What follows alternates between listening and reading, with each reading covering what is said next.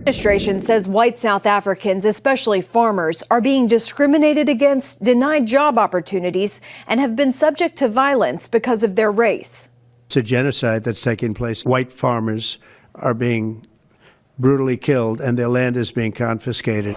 Welcome to the United States of America. On Monday, members of the Trump administration welcomed 49 Afrikaners to the U.S. We're sending a clear message that the United States really rejects the egregious persecution of people on the basis of race in South Africa. The South African government strongly disputes claims of discrimination and violence and says allegations of genocide have been widely discredited. Meanwhile, Trump's move has prompted the Episcopal Church to end a decades-long partnership with the U.S. government, helping resettle refugees.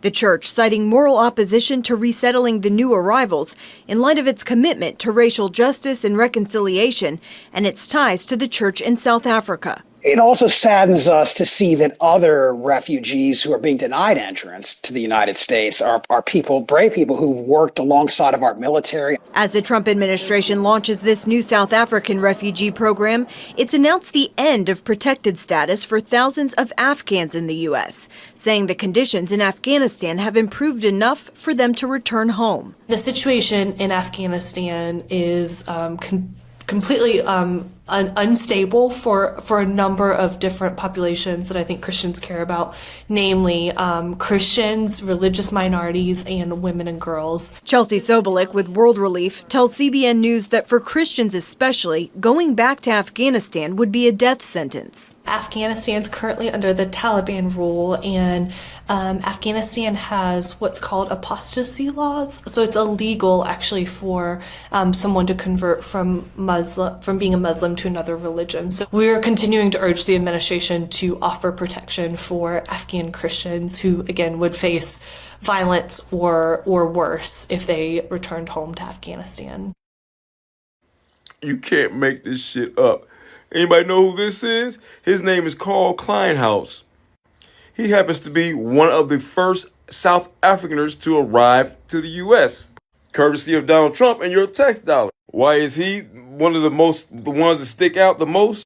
Because while the narrative is they were in fear of their lives and facing poverty in their homeland of South Africa, he's one of the ones that got here and now revealing the truth.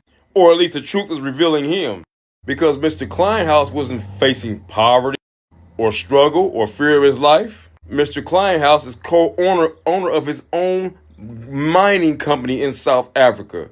Mr. Kleinhaus is leaving a 5-bedroom home in South Africa. 5-bedroom home in South Africa. Where he says he left his home, his job, his cars, his dogs, and even his mother. Just grabbed his kids and left. So basically, he ran away from his responsibilities, like mortgage and bills. But most importantly, Mr. Kleinhaus is a white supremacist in Africa who has long posted anti-Semitic things about Jews and, of course, his love for Trump. And he goes on and on to post his racist ideology against Muslims. And so on. Oh, yeah, and once again, his love for Trump. Anybody ever notice how those two seem to go hand in hand with the one president of the history of the United States, Donald Trump? No other president has ever had this white supremacist groups fully and completely backing and supporting him. And he welcomes them. South African farmers, Boers, being granted refugee status in the United States of America, because they are literally running for their lives. In South Africa, white farmers are being targeted, hunted, and quite literally slaughtered. The people feeding the country are overrepresented in violent murders. They are being tortured and executed on their own farmland. And this disgusting human being, Julius Malema, who leads the third largest political party in South Africa, openly chants, "Kill the Boer, kill the white farmer," and all his supporters cheer along. And the courts there have defended this by saying it was some type of political, cultural expression. Don't worry, it's not hate speech, it's just heritage. And now, for the first time in decades, the US is granting refugee status not for political dissidents, not for war, but for white South Africans being racially, ethnically targeted in peacetime. Not only that, but the South African government has promised to seize white farmland, basically theft without compensation. It's not land ownership reform, this is theft, politically motivated theft. And the media and whining lefties will tell you this is a conspiracy theory, that these farm murders aren't racially motivated. So why are the victims overwhelmingly white? Why are they singing songs about killing the white farm? So, ladies and gentlemen, we got to talk about this interesting story that happened, I believe it was a few days ago or just about a week ago. 49 Afrikaners from South Africa, they basically had to seek refuge because they were being threatened and attacked in South Africa by other Africans who so happen to be this color, okay? Now, a lot of people, like this black idiot, this black bald milk dud, he's talking about, oh, the white people, they have this, and they have a 5-bedroom house, and they left this behind, and they left that behind. Newsflash, dumbass. You can't really enjoy all of your assets and your spoils if you're dead. You can't really enjoy a 5-bedroom mansion or whatever you want to call it if you are dead, my dude. What are you talking about? And I don't even know how much, factual this story is when it came to that one guy who was talking about. But the thing is this. You people would rather house illegals who came here illegally, that's bringing fentanyl, crime, all of the worst in every single country that you can basically think of, besides farmers, mothers, daughters, people who are really trying to seek refuge because they are being threatened just because of the color of their skin. I thought, honestly, this type of crap only happened in America, but clearly it doesn't. I didn't even know, like white people was getting attacked in South Africa. Like, I didn't know it was this bad, guys. I'm sorry. But these white Africans, they don't deserve this. And those Negroes down there in Africa, they don't sound like they're any different than the Negroes down here in America, guys. I'm going to just be honest with you. Now, I was doing a little research, and it turns out that the leader of Zimbabwe and I believe other leaders in Africa, they're really, really pushing hate on whites, ladies and gentlemen. And I believe this all started after Nelson Mandela got out of jail, guys. And I believe that was in 2012. Correct me if I'm wrong. But yeah, these Africans, they not playing with these white people. And the thing is that the white people are actually trying to modernize Africa. That's the crazy part. Like, these crazy Africans want to stay in a third world country. They don't want to modernize. Like, I would say countries like Nigeria, they're pretty cool. They're a little more modernized than, the average African country, because Africa is a continent, okay? People keep thinking, oh, Africa's a country. Like, dude, have you ever been to school? But anyways, it's like these people, they deserve refuge. And it was only 49 of them. It wasn't 12 million. It wasn't like 10 to 12 to like what? Almost 20 million illegals under the Biden administration, or probably more, probably way more, guys. These, it was like over 375,000 illegal immigrants got flown into Florida, and then they were dispersed into sanctuary cities. So why, now you guys want to make a fuss? And then the thing when it comes to this milk dud that was in the video, dude, it always have to come down to race and Trump, right? You guys cannot release Trump's name out of your mouth. It's ridiculous, honestly, pathetic. These people literally have nothing else but to talk about Donald Trump.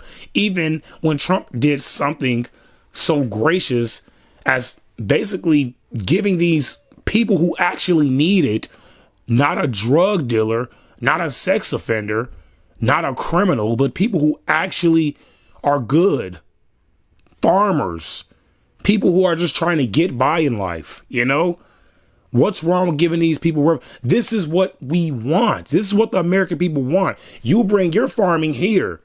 If they want to act like stupid Negroes in South Africa, that's cool. You guys can come here in America and you can farm here and you can make more money and live happy. What's wrong with that? You guys are mad about this? Oh, because they're white. But if they were black, you guys wouldn't say anything. That doesn't make any sense. And this is what I'm saying. Like, this is why I find this story so interesting, because people are complaining about 49 measly people who are innocent, though, that literally needs refuge. And you guys didn't say anything about the illegal migrants that's coming over here. I don't see not one Democrat supporting these people. Just because they're white doesn't mean they're bad. What's wrong with you people? They're from Africa, for crying out loud. I thought it was, oh, mother power from Africa, like whatever you black liberals say. I thought it was motherland and all of that crap. So do you guys like Africans or don't you? A lot of you people say, oh, I moved back to Africa, but I don't see no passports. I don't see no plane tickets. I don't see anything.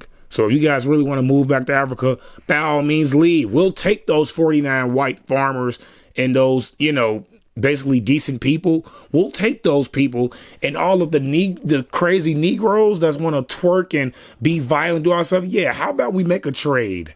This is why I think, Joe Biden kind of effed up when it came to Russia, when it came to the Brittany Griner girl, the WNBA girl, basically trading her for the Merchant of Death. If you guys don't know who that is, please look him up. He is a very dangerous man in Russia. We traded a Russian gunsmith for Brittany Griner, whatever the hell her name is. First of all, I can see if you were like Caitlin Clark. I can see if you were actually good. But you're not even good. You suck. And we traded you for that's why I'm like, if you guys can trade a bum in a WNBA for basically one of the biggest gun traffickers in Russia, man, look, if I ever get captured, I know doggone well y'all better come get me. Like, seriously, if you guys can save that piece of garbage, and she don't even like America. She hates America. That's what I'm saying. Priorities is jacked up. You guys are prioritizing people who hate America. These people that are talking about Trump, are talking about America, these people are anti-American. Okay? I would rather take the people who actually come from poverty, who come from hardship, and they would appreciate coming to a country like America. They can do anything they want. The sky is the limit here in this country. You can become anything you want. You can be anything you want. But people have become so privileged here in this country, they don't even realize that you can come to America with nothing and become a millionaire, become a billionaire. Seriously, though, all you need is a great mind and a great hustle. That's all you need. You don't need college, because clearly that ain't working nowadays, is it? But like I said, guys, these people who are complaining about these 49 people who basically came to America because their farm was being destroyed and they were being killed just because they were white. The people who have a problem with this, you people are sick. You people are absolutely sick. And my thing is this, you guys do know Iran and Afghanistan and the Middle East, they're kind of our enemies, right? They don't like us at all. So if Afghanistan is good enough to return to, go back. Honestly, I'm kind of skeptical of bringing Middle Eastern people here in America. I'm not saying I'm anti-Semitic or anything like that, because I'm really not. Oh, but how can you be anti-Semitic when you said Muslim? Because anti-Semitic means to be prejudiced against anybody in the Middle East. That doesn't just include Jews. That includes Muslim as well. Okay, guys? So just giving you a tip. But anyways, guys, this is really good when it comes to the Trump administration. You guys got them people to safety, and I'm all for that. Make sure you guys hit that like, subscribe button, and tune in next time, guys. I will see you later, and I am out of here, guys. Peace.